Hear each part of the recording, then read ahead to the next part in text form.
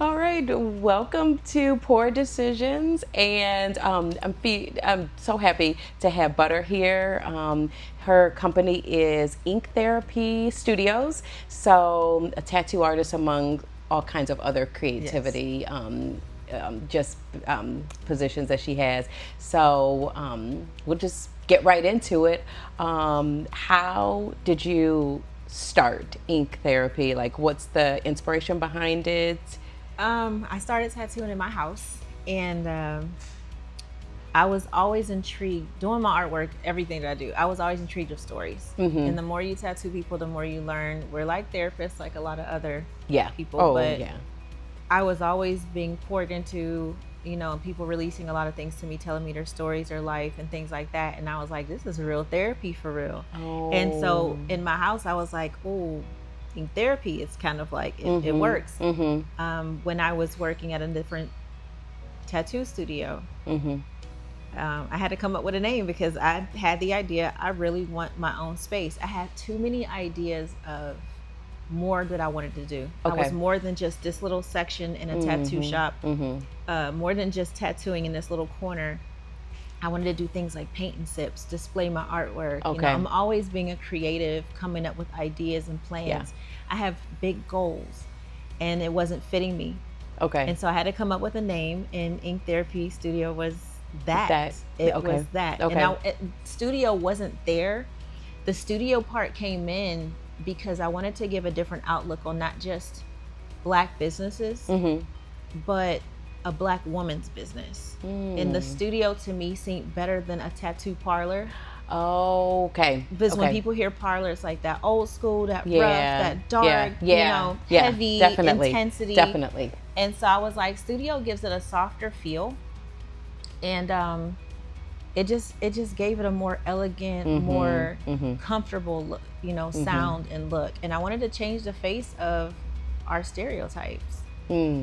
But stereotype, particularly for businesses, Black businesses, Black, females. I'm the second Black female business owner in Bedford Heights history.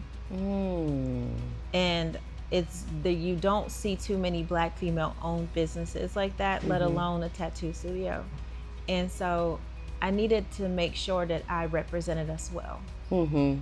And the name matters. And the name definitely matters. So for Ink Therapy Studio, I wanted that to be the start before you even see, what it looks like or how you feel when you walk inside, and just be comfortable. And therapy is what it is for all of my clients and for me. Yes.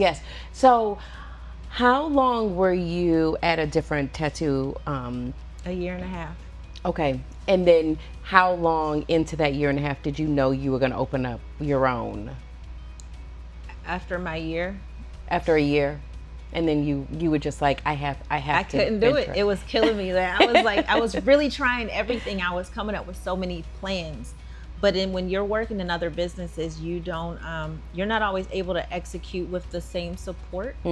It was a wonderful shop. I learned a lot, but I think I got what I needed out of it.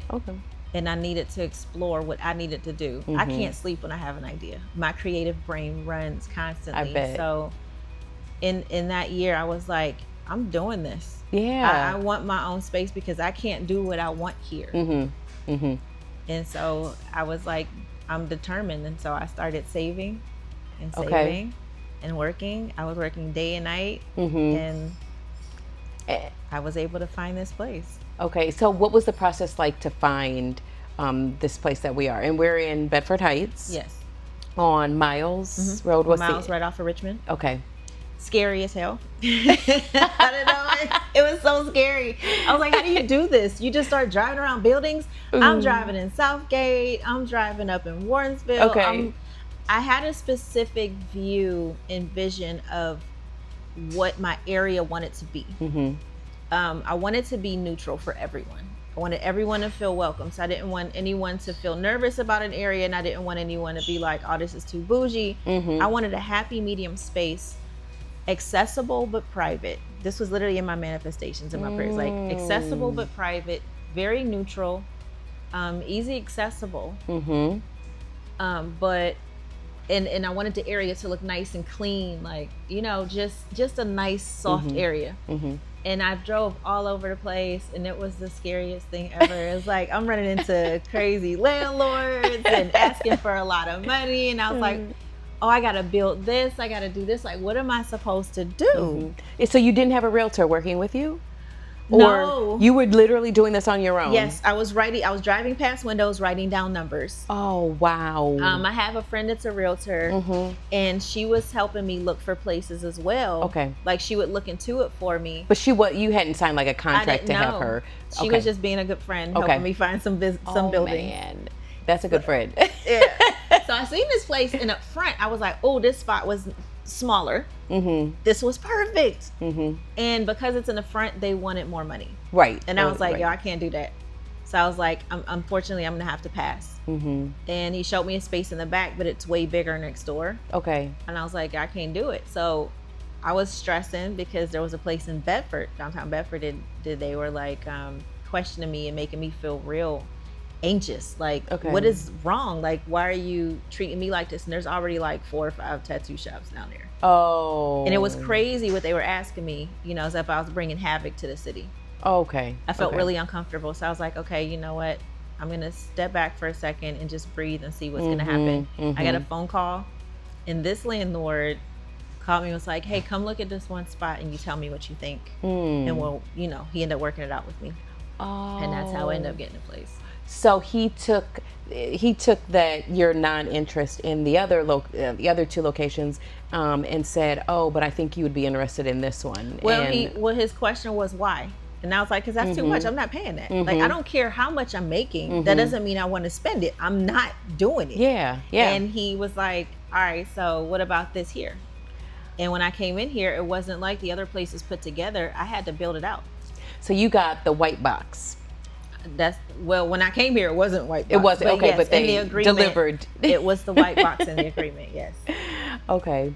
And then, so when you got the white box, what was the process like? Because you had to do the whole build out and even everything. Even scarier, because they were like, oh, you need an architect. You don't have one? I was like, oh, how do you find those? Like, you need drawings, art. So they sent me their architect, and I was like, you already know how they're going to do. They're going to keep it in the family. And I don't know like the details of what I should be looking for, the lingo. I know nothing about this. I don't even know if that's how much it should be. Right. So I have a nephew that's very well educated in all of this. Okay. But he lives out of town. So I called him up and was like, hey, Lamar, I need help. I don't know what this means. He's like, send me the contract. So he was like, yeah, he circled some things like, that's not what I want you to do. Check this first. Make sure you do this first.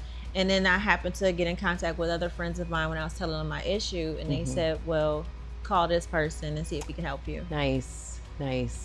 So, and then, so you felt like you had a support group.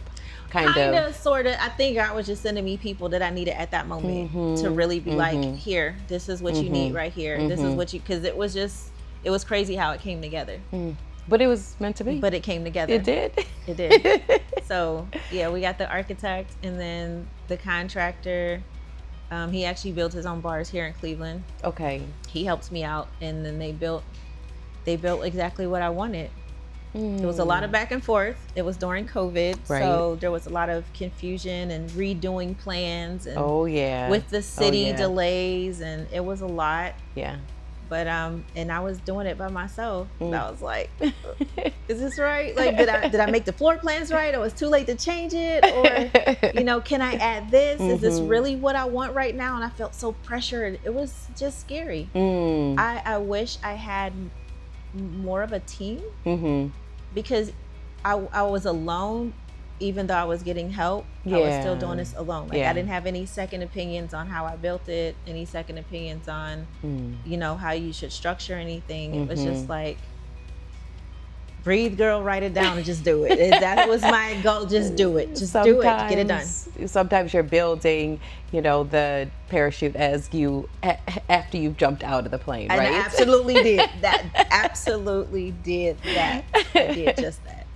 So how did you kind of maintain your sanity while you were while you were going through that? And it was, confusing and stressful and all. How did you? I don't know if I did.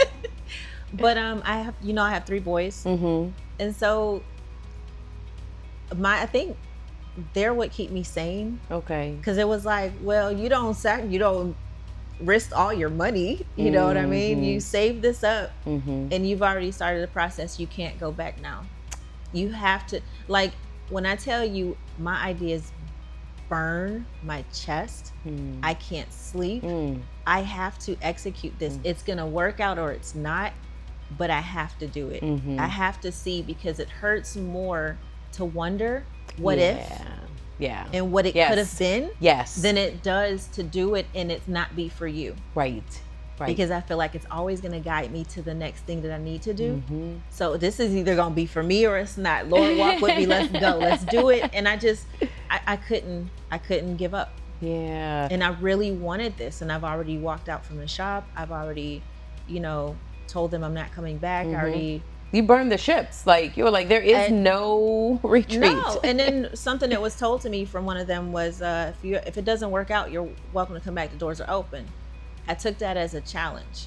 Because it was like, why would you think it's not going to work out to say the doors are always open? Why not say I'm here if you need help? And that pushed me more. Every little comment that I can hear that people didn't think I could hear pushed me more. But then on the other side, I have so much support. Like, I have so much love and support and encouragement from all of my friends and family. They're expecting me to do more than I even think I could do.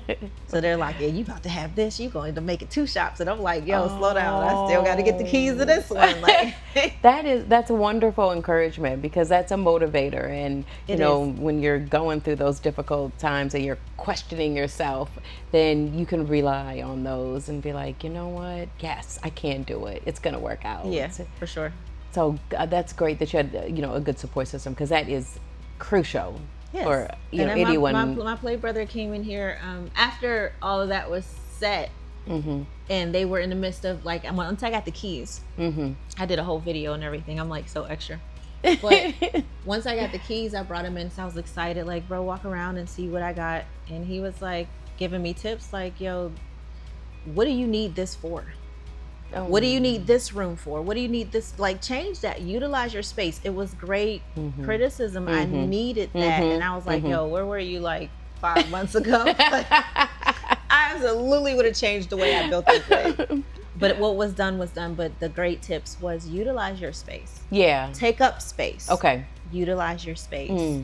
And so now I was able to move from that to having my paint and sips, having my poetry nights, having game nights, all type of gatherings in the midst of the tattooing.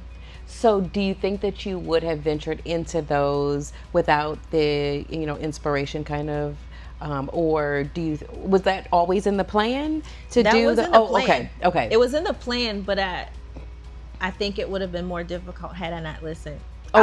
This was supposed to be office. Oh, like this area was supposed to be an office? First it was in a garage. And he was like, yo, what are you going to do with the office? Like, you can set your stuff in there or something. I'm like, but that's my gallery. When you walk in, I want it to be like you're in a museum gallery.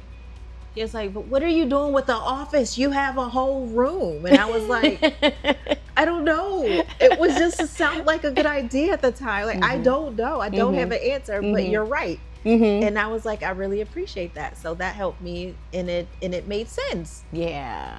And I was like, you don't always take everyone's advice, but they feed into you and give you what you need, and you take what you need and you go with it. And I needed that. And I was like, yo, 5 months ago, I probably wouldn't even have the gallery built this way. For sure. Definitely. Well, that's the important thing is that you were open to other ideas. And as business owners, sometimes we can get stuck, like it has to be my way, or this is how I envisioned it. And someone else may throw out something. And if you're not open to it, then you may miss out on an opportunity. But you listened and were like, oh, okay. Yeah, I said for you, I said, you know what? When they were building, I said, don't put those walls up. Like, just don't. So my blueprints have an office. And I was like, nah. Oh, so you did catch it in time before they... Yeah, before they built it. Oh, that was good. In the garage is where I have the poetry nights and Okay. some other events. And there's like a corner where you go to the back and it's another bigger space. That space right there is supposed to be my office. Okay. I was like, oh yeah, my kids will come hang out while I'm here, lay down. You know, I got somewhere to go to sleep. Like, he was like, nah. No, you don't even need to do that. You can't make money with an office, like. Right. So, yeah. Okay. That was the best advice as far as starting to build it that I could have gotten. Now, do you find that you get a lot of your revenue stream comes from doing the other events like the poetry nights and Sip and Paints or anything, or is it mainly still the doing the actual mostly tattoos? The tattoos? Okay. The revenue from any events I have helps a little. I think it more so helps my tattoos because it's more like paying for advertisement, because I don't make a lot of money with the events I have right now. Honestly, I know I have a lot of people don't agree with my mindset when it comes to being a business owner. They feel like you have a building, you're using this to make money. I do.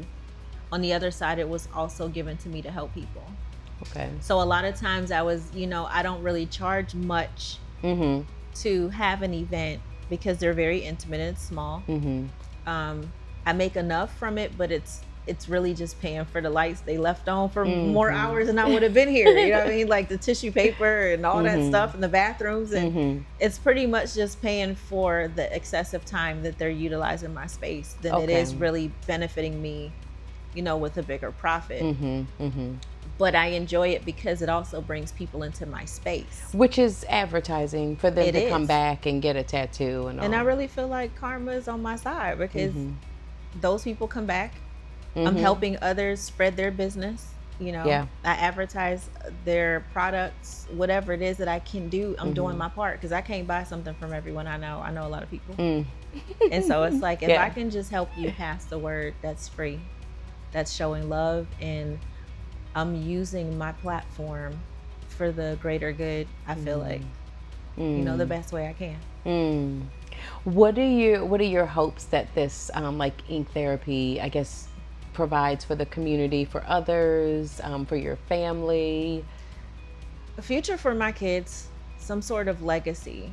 I always want to leave an imprint on this earth of, my name doesn't come with, I just knew her. She knew a lot of people. Why did you know me? How do you remember me? And I want my kids to be proud of that. Like, she was a great artist. She spread love. She always poured into other people. She was nice. She was a good human, a good person. She went through a lot, but she never put that on anyone else. And she did great things with her gifts. And I want people to kind of understand that it doesn't matter about what life is throwing at you. That there's a lot of other things you're here for, like right now, to do, and you use that. So I hope that people remember I provided love in here, that I supported them, that they got fed here when they walked in my door. I remember that place was so nice that I felt so comfortable. That I received something when I came there. It feels very comfortable in here. So, and I haven't been in a lot of, tattoo parlors or, studios, but it does feel really comfortable in here. Because it has, like just the vibe in here is different. So you created something really special here. Thank you. Yeah. And not surprising because it's a representation of you, right? So your energy and all is in here. But so was your goal to have like a lot of other artists in here with you, or how did you want it? I wasn't sure. Okay. I'm very funny about energy and who I allow in my space for a long period of time. So that part was tough because I wasn't a walk-in type of shop. And to be a walk-in, you have to be in traffic with all types of energies flowing through at all sorts of times. I had started to build my clientele base. And so if I wasn't going to leave my doors open like that, I needed someone who was established. Okay. It's hard to find artists in Cleveland that's established that match your energy that could be okay with how you want things to be. I don't want to be that that angry shop owner that's like, don't do that, turn that down, don't do that. You know what I mean? So if you kind of automatically flow with my energy, it works out better. Yeah. And so I went 2.5 years without anyone here. Okay. By myself. Okay. The only people that walked through these doors were clients and my friends that would come sit in here like a little cafe, do work, or the events that I had. And do you think that model works? You know, would like if you did that over, would you do it that way? I would. Okay. It works because I really truly believe everything happens for a reason, and God is going to send you who you need. And that's what happened.